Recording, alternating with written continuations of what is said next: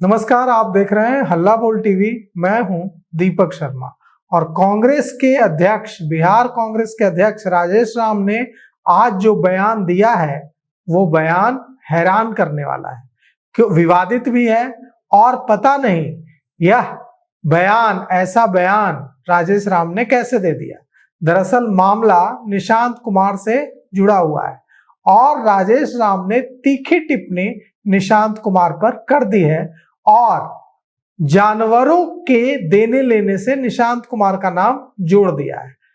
कहा है बिहार कांग्रेस के अध्यक्ष राजेश राम ने कि बिहार के मुख्यमंत्री नीतीश कुमार के बेटे निशांत कुमार मुख्यमंत्री पद की दौड़ में है और असम में जो भारत के गृह मंत्री अमित शाह ने सभी परिवारों को गाय और जानवर देने का वादा किया है, वो इसी संदर्भ में किया है। नीतीश कुमार के परिवार को गाय और दूसरे जानवर देने का वादा जरूर अमित शाह कर रहे होंगे। अब उनके इस बयान पर भारी बवाल मच गया है क्योंकि निशांत कुमार को लेकर सीधे तीखी टिप्पणी करने से तमाम जो विपक्षी दल है वो बच रहे थे। यहां तक कि राष्ट्रीय जनता दल की ओर से भी निशांत कुमार का राजनीति में स्वागत ही किया जा रहा था, निशांत कुमार के खिलाफ कोई बयान नहीं दे रहा था।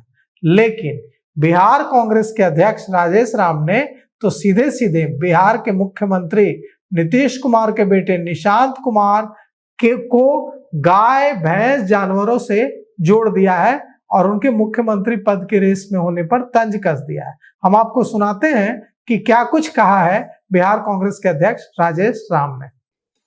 वक्ता के रूप में रहे हैं और उनके मंत्रित्व काल में चाहे वो रेलवे का विस्तारीकरण हो, चाहे विदेश नीति हो, जबकि आज देख लीजिए विदेश नीति किस तरह से धराशायी हो चुका है, तो जगजीवन बाबू का जो भूमिका है 1971 से लेकर के जब वो डिफेंस मिनिस्टर बने और देश एकदम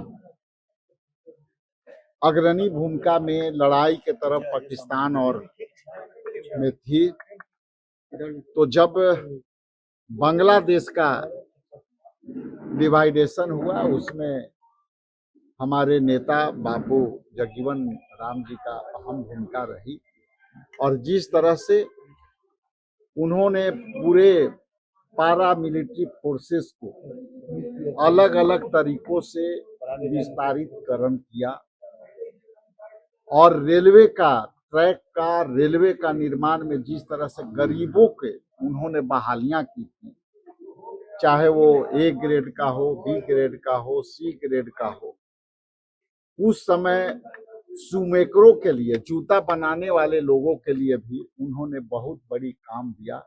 जो रेलवे प्लेटफार्म पर फुटपाथी जो विक्रेता थे उनको लिए भी रेलवे प्लेटफार्म पर उन्होंने स्थान दिया। जूता शूमेकर जो जूता बनाते थे उनके लिए भी उन्होंने स्थान दिया। कुलियों के लिए एक सम्मानजनक उनकी वेतन की, तो ये इस दिन हमारे लिए बहुत महत्वपूर्ण है कि बाबू जगजीवन राम जी जो जिस तरह से गरीबों के लिए उस जमाने में काम करते थे, आज हम लोग उनको याद करके गौरवान्वित महसूस करते हैं कि जिस तरह से उन्होंने कई ऐसी शाखाएं और ब्रांच दी रेलवे में जो आज भी वो काबिज है और हम स्मरण करते हैं, उनको नमन करते हैं कि आप जैसे महापुरुष इस धरती पर हमेशा याद किए जाएंगे, जो समता मूलक समाज का निर्माण में, स्वतंत्रता संग्राम में जिस दलित परिवार से आकर के, गरीबी से आकर के उन्होंने इतना ऊंचाई ग्रहण की, इंदिरा जी के साथ रही, तो ये सब हम आज स्मरण कर रहे हैं और हम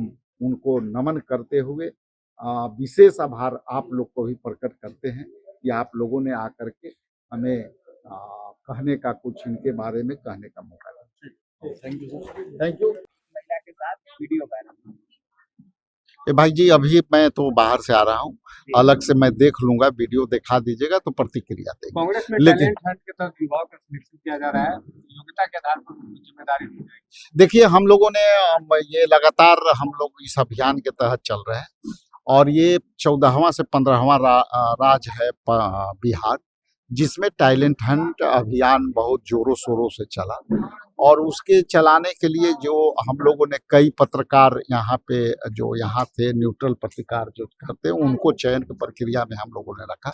और ये पूरे बिहार के लिए नहीं है, ये मुखर आवाज बिहार के लोग, आप जैसा कि आप जानते हैं कि पूरे देश ही नहीं विश्व में बिहारियों का बोलबाला है। आप चले जाइए कहीं भी तो कहीं ना कहीं बिहारी मिल जाएंगे किसी न किसी रूप में।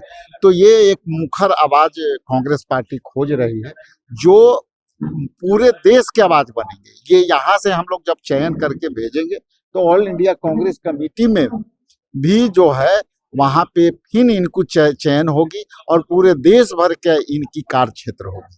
तो ये हमारे लिए गौरव के विषय है कि हमारे टैलेंट हंट में कई लोग ऐसे युवा लोग शामिल हुए हैं जो स्वेच्छा से, हम लोग का डेट क्लोज हो गया था उसके बाद भी इतनी फोन आ रही थी, इतनी डिमांड्स आ रही थी कि दोबारा हम लोग को डोर को ओपन करके कल संपन्न कराना पड़ा। असम में गृह मंत्री अमित शाह ने कहा है कि चुनाव जीतने के बाद हर परिवार में गाय और भैंस देने का वो काम करेंगे, ये वादा उन्होंने किया है असम में।